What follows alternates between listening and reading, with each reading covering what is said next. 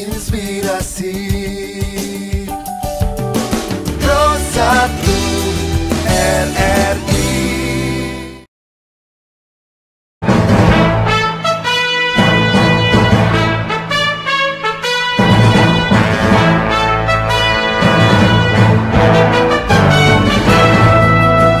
Rote hari ini. Selamat pagi pendengar, Anda mengikuti rangkaian informasi yang terangkum dalam Rote hari ini, edisi Selasa 25 Agustus 2020. Dari Rote dan seputaran Nusa Tenggara Timur, beberapa informasi yang menjadi rangkuman Rote hari ini diantaranya: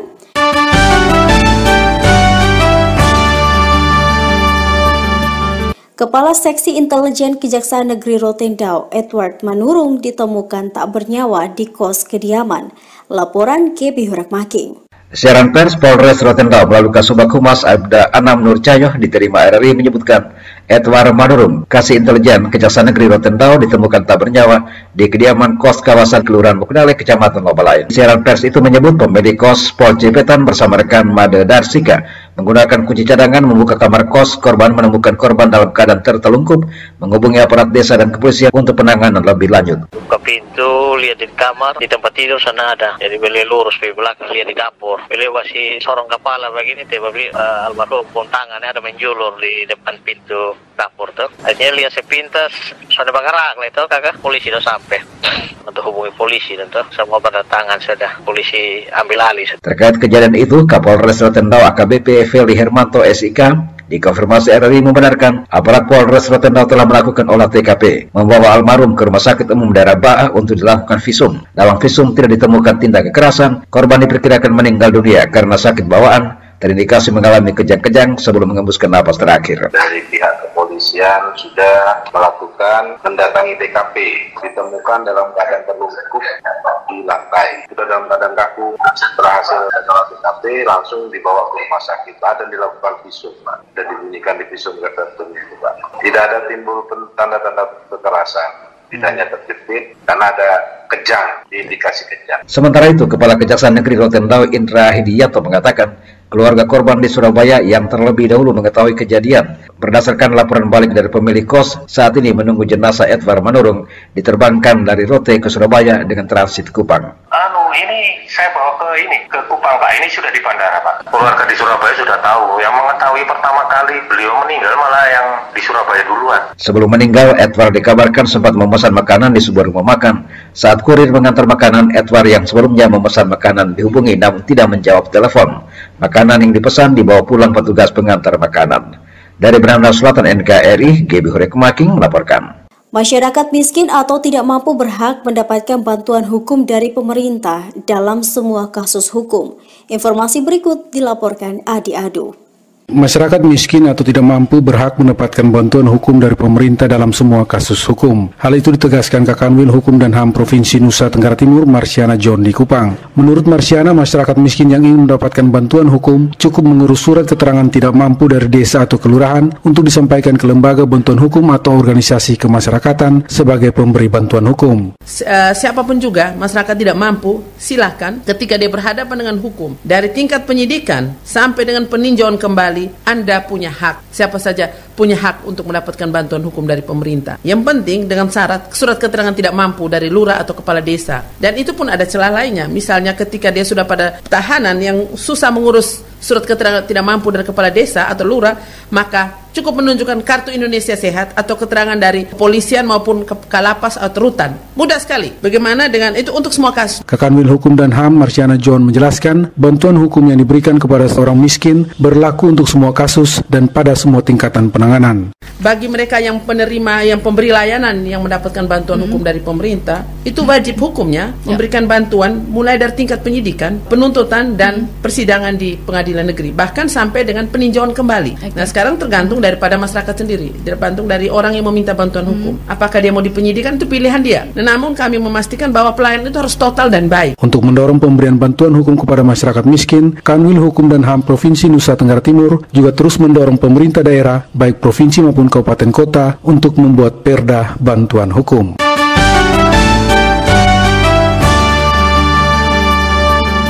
Pengibaran bendera merah putih di puncak Gunung Mutis, gunung tertinggi di NTT, prajurit TNI Angkatan Laut Lantamal 7 latihan lintas medan selama 2 hari 2 malam.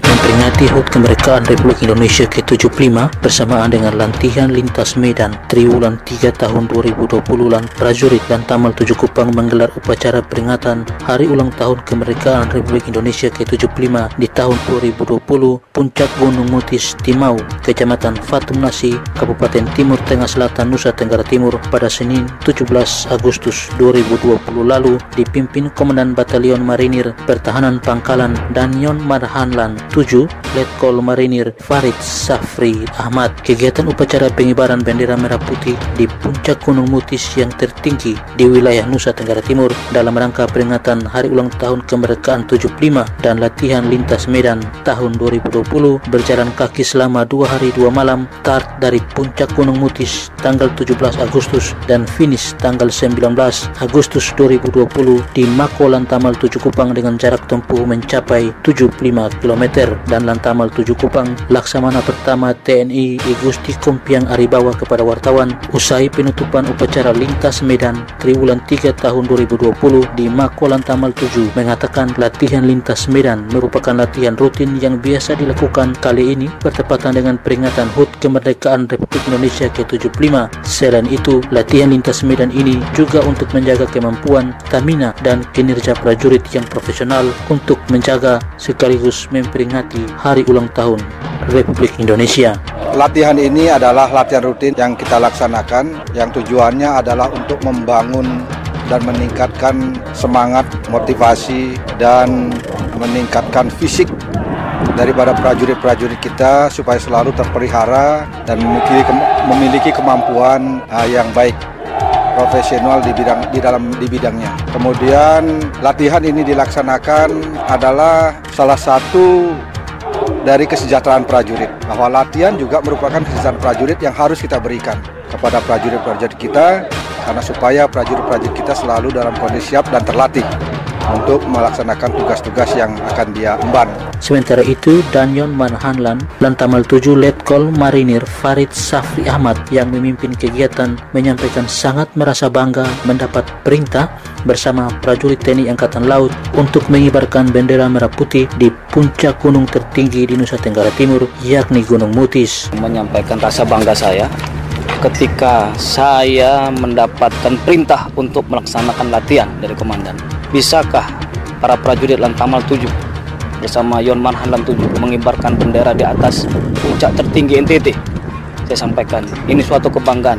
Kami akan laksanakan dan sanggup laksanakan. Dan satu hal yang bikin saya bangga, mungkin satu-satunya yang pernah membawa tumpeng ke atas Mutis itu hanya Lantamal 7. Kalaupun nanti ada yang membawa tumpeng, itu sudah yang kedua. Izinkan juga saya menyampaikan rasa bangga saya kepada NTT. Begitu kami sudah di atas, kami melihat suasana cagar alam yang begitu luar biasa, hamparan rumput, hamparan hutan yang begitu luar biasa. Dan juga berpesan kepada generasi penerus, kemarin juga sama-sama melaksanakan upacara bendera, sama-sama mendaki, dan kita melaksanakan upacara di atas Gunung Mutis dengan hikmat, dengan heroik. Semoga tertanam jiwa-jiwa nasionalisme yang tinggi, terutama untuk generasi penerus. Informasi yang dihimpun RRI, pelaksanaan upacara peringatan detik-detik proklamasi kemerdekaan Republik Indonesia ke-75 di atas Gunung Mutis dilanjutkan dengan acara pemotongan tumpeng. Kegiatan tersebut sebagai salah satu bentuk ungkapan syukur kemerdekaan Republik Indonesia yang telah berusia 75 tahun.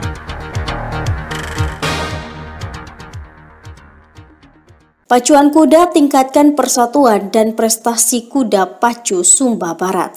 Selengkapnya, Christine Gekung melaporkan. Dalam rangka memperingati kemerdekaan Indonesia yang ke-75 serta meningkatkan persatuan dan prestasi kuda pacu Sandalwood, Dinas Peternakan Kabupaten Sumba Barat menyelenggarakan lomba pacuan kuda di Gelora pada Ewetawai Kabubak pada hari Senin 24 Agustus 2020. Kepala Dinas Peternakan Dr. Hewan Ahmad Dopowido menjelaskan bahwa lomba ini melibatkan 500 ekor kuda dari 6 kecamatan yang ada di Sumba Barat. Tujuan ini dalam rangka memeriahkan kemerdekaan RI yang ke-75. Yang kedua juga untuk meningkatkan persaudaraan antar pencinta kuda di Kabupaten Sumba Barat. Dan ketiga juga untuk meningkatkan prestasi dalam pemeliharaan kuda pacu. Untuk tahun ini, tahun 2020 di Kabupaten Sumba Barat ada 500 ekor kuda sebagai peserta dari 6 kecamatan di Kabupaten Sumba Barat. Kecamatan Luli, Kecamatan Kota, Kecamatan Wonokaka, Kecamatan Lamboya Barat, dan Kecamatan Tanariu. Setiap tahun selalu diselenggarakan, apalagi kalau 17 Agustus itu wajib dilaksanakan di samping peristiwa budaya. Dalam penjelasannya, Dr. Hewan Ahmad Dopowedo mengatakan bahwa pacuan kuda yang diselenggarakan hingga 1 September nanti merupakan tradisi turun-temurun guna melestarikan serta lebih memperkenalkan kuda sebagai komoditi ekspor Kabupaten Sumba Barat. Kuda ini sangat melekat berkaitan dengan budaya, karena dalam istilah orang Sumba ini, kuda itu satu jiwa dengan pemiliknya. Yang kedua, melestarikan budaya dalam mas kawin atau belis di Sumba, dan juga dalam meningkatkan ada peminat kuda dari daerah lain. Ini juga merupakan komoditi ekspor dari Kabupaten Sumba Barat. Tercatat ada 13 jenis kelas yang diperlombakan, yakni kelas P mini sebanyak 88 ekor, kelas P sebanyak 64 ekor, P2 sebanyak 63 ekor, P3 23 ekor, kelas E sebanyak 39 ekor, E mini 40 ekor, E2 sebanyak 26 ekor, kelas D sebanyak 28 ekor, D mini sebanyak 27 ekor, kelas A sebanyak 17 ekor, A1 15 ekor, kelas B 37 ekor, dan kelas C sebanyak 34 ekor. Dijelaskan pula bahwa terkait pacuan kuda yang diselenggarakan setiap tahunnya masih bersifat tradisional dan yang bertugas sebagai joki merupakan anak-anak usia 8 hingga 7 tahun. Untuk para juara akan mendapatkan hadiah berupa uang tunai. Dari Bumi Mandailu, RRI Stasiun Produksi Sumba, Christine Gegung melaporkan.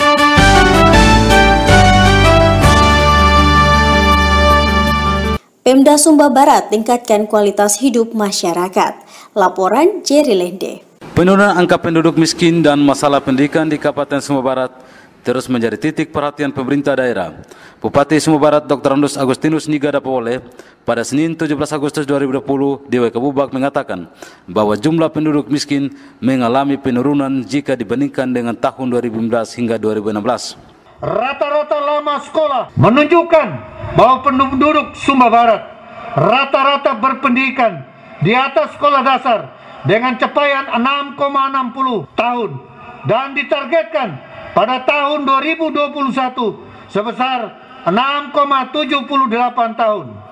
Penurunan penduduk miskin di Kabupaten Sumba Barat yang terus menjadi titik perhatian pada tahun 2019, 2020 saat ini jumlah penduduk miskin di daerah ini sebesar 28,51%, mengalami penurunan jika dibanding dengan tahun 2015-2016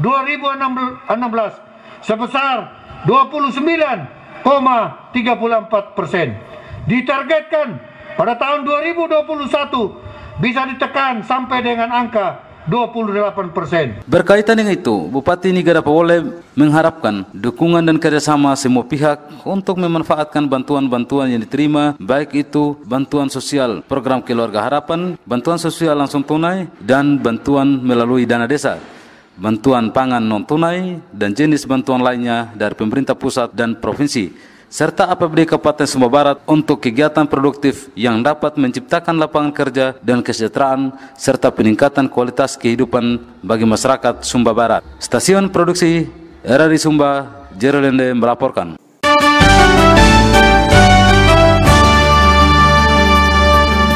Sebanyak 110 kelompok usaha bersama Kube yang tersebar pada 7 wilayah kecamatan di Kabupaten Ende mendapatkan bantuan dana dari Kementerian Sosial RI sebesar 2,2 miliar rupiah.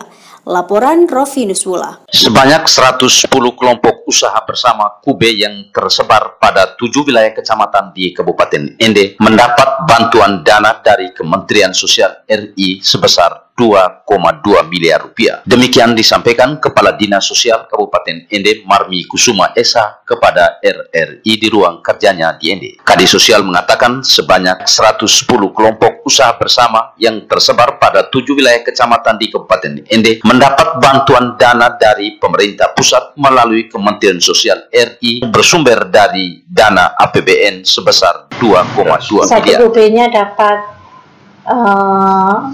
20 juta satu kubik. Satu kubik itu beranggotakan 10 orang dari penduduk miskin yang mereka memprakarsai sendiri upaya, jadi kita kasih bantuan supaya berkembang sehingga tujuannya supaya mereka bisa mandiri. Yang tersebar di 7 kecamatan, 110 kubik tersebar di 7 kecamatan. Selain di Kabupaten Ende, bantuan yang sama juga diberikan untuk kelompok usaha bersama pada 3 kabupaten lainnya, yakni Kabupaten Saburai Jua, Kabupaten Kupang, dan Kabupaten Timur Tengah Selatan. Pada tempat yang sama, Kadis Sosial Kabupaten Ende melalui Kabid Pemberdayaan Sosial Dikson O. Amtiran mengatakan bantuan yang diberikan sasaran terutama keluarga fakir miskin yang tidak mempunyai sumber mata pencarian. Dijelaskan dana sebesar 2,2 miliar tersebut akan dibagi untuk 110 kelompok usaha bersama dengan rincian masing-masing kelompok mendapat 20 juta rupiah. Sasarannya kepada satu keluarga miskin, terutama keluarga fakir miskin yang tidak mempunyai sumber mata pencarian atau mempunyai mata pencarian namun tidak mencukupi untuk memenuhi kebutuhan dasar, baik itu sandang, pangan, dan papan. Yang kedua, keluarga fakir miskin yang mengalami perubahan pendapatan dan kesejahteraannya sebagai akibat dari perubahan kondisi normal menjadi kondisi kritis, seperti korban bencana alam, korban bencana sosial, dan masalah sosial lainnya yang menyebabkan terhentinya penghasilan keluarga secara normal. Yang ketiga, fakir miskin yang memiliki potensi untuk berusaha. Dikson Amtiran menambahkan, dana yang disalurkan dari pemerintah pusat melalui Kementerian Sosial tersebut diarahkan untuk meningkatkan produktivitas masyarakat demi menunjang kebutuhan dasar masyarakat terutama sandang, pangan, dan papan. RRI Endervinus pula melaporkan.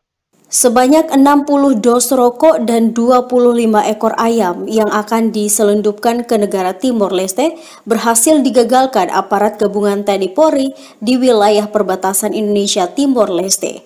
Feby Leolede melaporkan.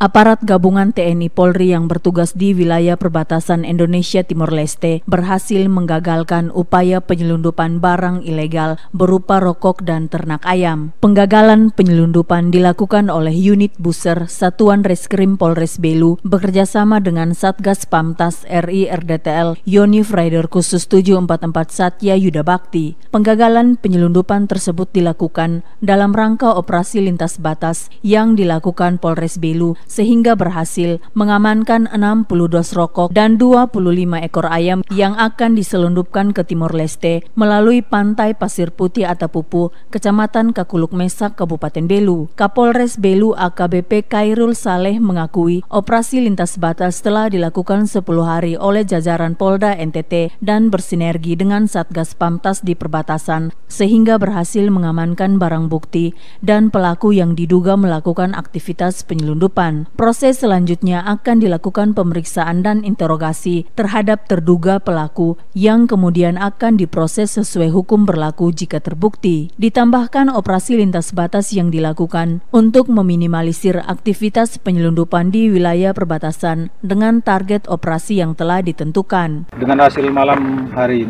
ini dalam rangka operasi lintas batas yang sudah digelar kurang lebih 10 hari. Jajaran Polda Nusa Tenggara Timur menggelar itu, dan ini juga bersinergi bekerjasama dengan Satgas Pamtas di perbatasan, sehingga malam ini kita mendapat hasil mengamankan satu diduga pelaku dengan membawa atau menyimpan barang-barang yang diduga akan diselundupkan ke luar Indonesia.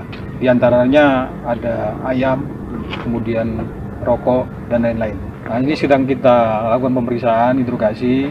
Nanti dalam 1x24 jam kita tentukan kira-kira peristiwa pidananya apa yang dilanggar. Ini berjalan selama 20 hari dan saat ini sudah berjalan 10 hari. Kurang lebih 10 hari lagi. Ya semua seluruhan kita sudah ada TOTU, target operasi yang kita tentukan, dan ini akan kita kejar terus siapapun pelakunya itu. Sementara itu, dan Satgas Pamtas RI RDTL Yonif Rider Khusus 744 Satya Yuda Bakti, Letkol Infantri, Alfat Denny Andrian mengatakan penggagalan penyelundupan tersebut merupakan hasil kerjasama personil yang bertugas di lapangan, baik Satgas dan jajaran Polres Belu. Lanjutnya, pengintaian terhadap aktivitas di lokasi yang sering digunakan untuk kegiatan penyelundupan telah dilakukan, sehingga berhasil mencegah kegiatan penyelundupan, dan Satgas pun secara intens akan terus melakukan patroli sehingga masyarakat tidak lagi melakukan aktivitas yang melanggar hukum. Kami dari Satgas Pamtas Yonif 744 di sektor timur ini, memang ini adalah hasil kerjasama antara orang-orang kita di lapangan, baik dari Satgas Pamtas 744 dan dengan jajaran Polres Belu. Kita memang sudah lama mengintai di tempat-tempat yang sudah terindikasi untuk terlaksananya kegiatan ilegal ini, sehingga pada malam hari ini kita berhasil membuktikan bahwa selama ini kerja kita memang ada hasilnya, dan patroli kita laksanakan setiap hari. Kalau dari kami tidak ada target waktu, sepanjang kami melaksanakan Satgas, yang barang-barang seperti ini akan kita berusaha untuk kita cegah kegiatan ilegal seperti ini, sehingga mudah-mudahan sebagai tahap antisipasi masyarakat tidak melakukan seperti ini, dan kita terus patroli rutin bersama antara Satgas, Polres, Kodim, dan seluruh unsur terkait. Untuk diketahui, saat ini barang bukti berupa 60 dos rokok, karung tembakau, dan ayam taji telah diamankan di ruang kantor Satreskrim Polres Belu guna diproses lebih lanjut. RRI Atambua, Febi Leolede melaporkan.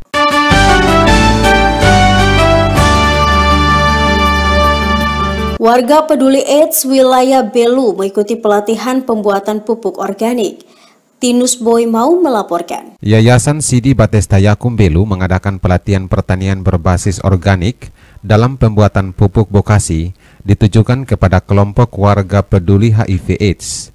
Pelatihan diikuti sebanyak 20 peserta berasal dari Desa Silawan, Fatuketi, Manleten, Tukuneno, Bakus Tulama, Desa Leosama, Kelurahan Umanen, dan Kelurahan Tulamalae. Koordinator Wilayah Yayasan Sidi Batesta Yakum Kabupaten Belu, Yosafat Isian kepada RRI mengatakan, kegiatan pelatihan yang dilaksanakan berkaitan dengan respon terhadap COVID-19.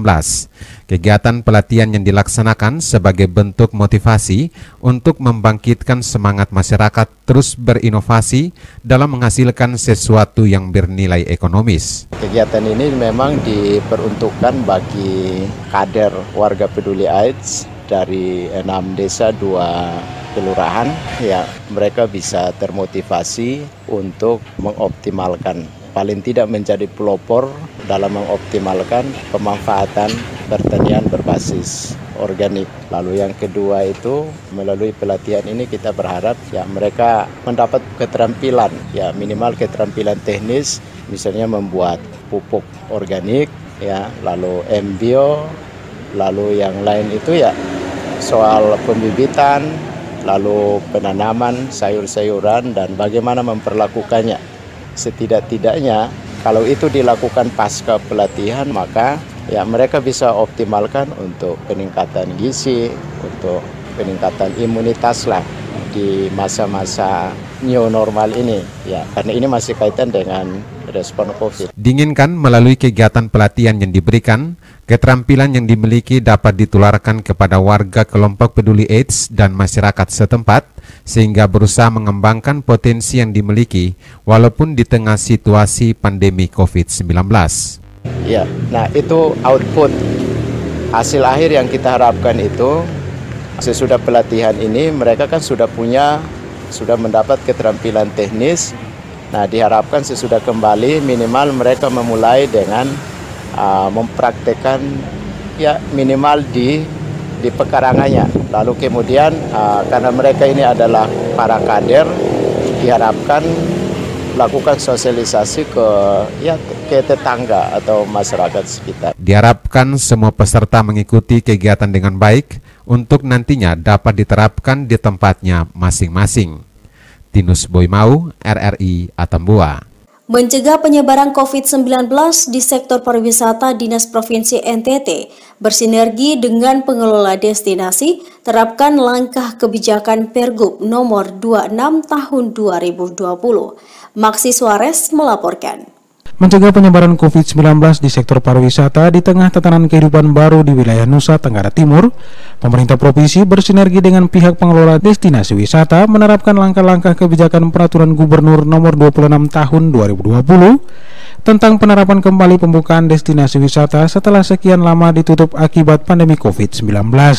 Kepala Dinas Pariwisata Provinsi Nusa Tenggara Timur, Dr. Wayan Darmawa kepada RRI dalam dialog isu aktual Lintas Atom Buah Pagi mengatakan, langkah-langkah dalam penerapan Pergub tersebut sangat diharapkan kerjasama berbagai pihak pengelola destinasi memperhatikan dan disiplin menjalankan protokol kesehatan, sehingga wisatawan lokal maupun Nusantara yang mengunjungi tempat wisata mengedepankan protokol kesehatan yang telah ditetapkan. Langkah-langkah ini tentu kami mengharapkan kerjasama dua pihak. Yang pertama, para pengelola destinasi wisata yang dilakukan oleh UPT, yang dilakukan oleh pemerintah kabupaten, pemerintah desa, dan juga swasta ini harus menggunakan secara disiplin protokol kesehatan. Jadi kalau misalnya para pengelola sudah melakukan disiplin, ini tentu akan lebih mempermudah terutama pengawalan para wisatawan.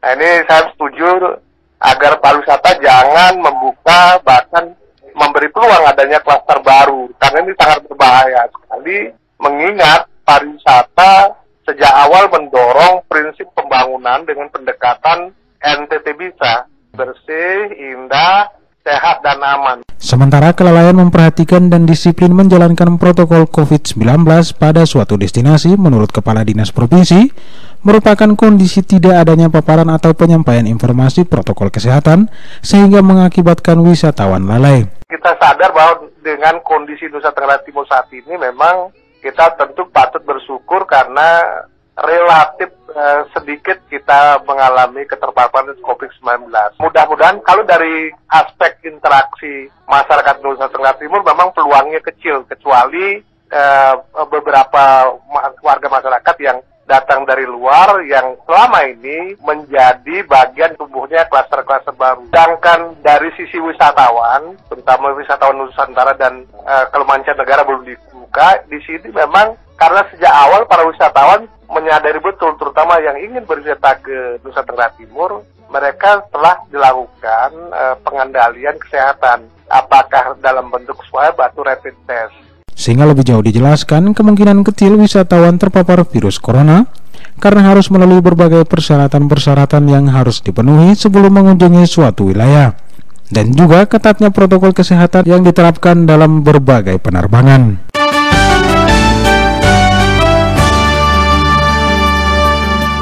Informasi olahraga. Kodim Provinsi Nusa Tenggara Timur sudah siap mengikuti rapat kerja nasional secara virtual pada 25 hingga 27 Agustus 2020 dengan mempersiapkan beberapa catatan penting yang akan disampaikan seperti mendukung revisi Undang-Undang Sistem Keolahragaan Nasional dan menyikapi serius adanya Permendagri terbaru tentang dana hibah. Selengkapnya, Alotani melaporkan. Wakil Ketua 1 KONI Nusa Tenggara Timur Jimmy Webesianto menuturkan hasil pertemuan virtual sesi ketiga yang diikuti 9 provinsi pada Rabu 19 Agustus 2020 yang dipimpin Ketua Umum KONI Pusat Legend TNI Purnawirawan Marsiano Norma, yakni Provinsi NTT, NTB, Bali, Jawa Timur, Jawa Tengah, Daerah Istimewa Yogyakarta, DKI Jakarta, Jawa Barat, dan Banten. KONI NTT telah menyampaikan beberapa catatan penting yang akan dibahas pada Rakernas tanggal 25 hingga 27 Agustus 2020. Catatan tersebut diantaranya, KONI NTT mendukung revisi Undang-Undang Nomor 3 Tahun 2005 tentang Sistem Keolahragaan Nasional, di mana ada pasal yang mengatur tentang pelarangan pejabat publik menjabat sebagai Ketua Umum KONI. Menurut Jimmy Sianto, KONI NTT memandang bahwa aturan tersebut belum tepat diberlakukan di Provinsi NTT yang masih mengandalkan APBD sebagai sumber pembiayaan pembinaan olahraga prestasi. Sama kita tidak bisa pungkiri, kita mau bangun olahraga di NTT, kalau tidak berharap dari APBD, kita mau berharap dari mana? Beda dengan daerah-daerah yang sudah maju, daerah-daerah yang industrinya besar, di sana kan bisa ada para sponsor-sponsor yang bisa mensupport. Nah, kalau kita NTT, kita sulit. Karena itu, kita berharap bahwa ya tetap harus ada pejabat publik yang boleh. Sementara itu, terkait Inpres nomor 3 tahun 2005 tentang percepatan pembangunan sepak bola nasional, di mana sesuai dengan agenda harus dijalankan tahun 2021, Wakil Ketua 1 KONI NTT Jimmy Sianto mengatakan, KONI NTT pada dasarnya mendukung pembangunan olahraga cabang sepak bola, hanya perlu dipertimbangkan waktu pelaksanaannya, karena tahun 2021 juga merupakan momentum PON, di mana di satu sisi daerah harus mempersiapkan atlet menuju PON, di sisi lainnya harus melaksanakan Inpres percepatan pembangunan sepak bola nasional. Sejalan dengan edaran dari Mendagri agar ada alokasi khusus untuk sepak bola, untuk percepatan pembangunan persepak bolaan sesuai dengan Inpres tersebut, maka tentu ini akan terganggu. Dan saya kemarin menyampaikan dalam rakernas tersebut agar menjadi bahan diskusi nanti di solusinya seperti apa. Apakah misalnya pemerintah pusat mengalokasikan di anggaran APBN, kemudian mendistribusikan kepada daerah-daerah, mungkin KONI dan secara khusus juga ke Asprof dan Askap PSSI se-Indonesia untuk melaksanakan program tersebut. Pengurus KONI NTT juga telah menyiapkan sejumlah usulan yang akan disampaikan dan mencari perhatian serius KONI Pusat untuk ditindaklanjuti pada Rakernas virtual pada tanggal 25 hingga 27 Agustus 2020 seperti pemberian dana hibah KONI harus melalui Dinas Pemuda dan Olahraga. Hal tersebut dinilai KONI NTT akan mengganggu pembinaan olahraga prestasi yang tidak menutup kemungkinan adanya persoalan birokrasi ikut menghambat pembinaan olahraga prestasi di daerah. RRI Kupang, Alotani melaporkan. Pendengar, demikian rangkaian informasi yang disampaikan melalui Rote hari ini. Atas nama kerabat kerja yang bertugas, saya Dina Yulianti mengucapkan terima kasih dan selamat pagi.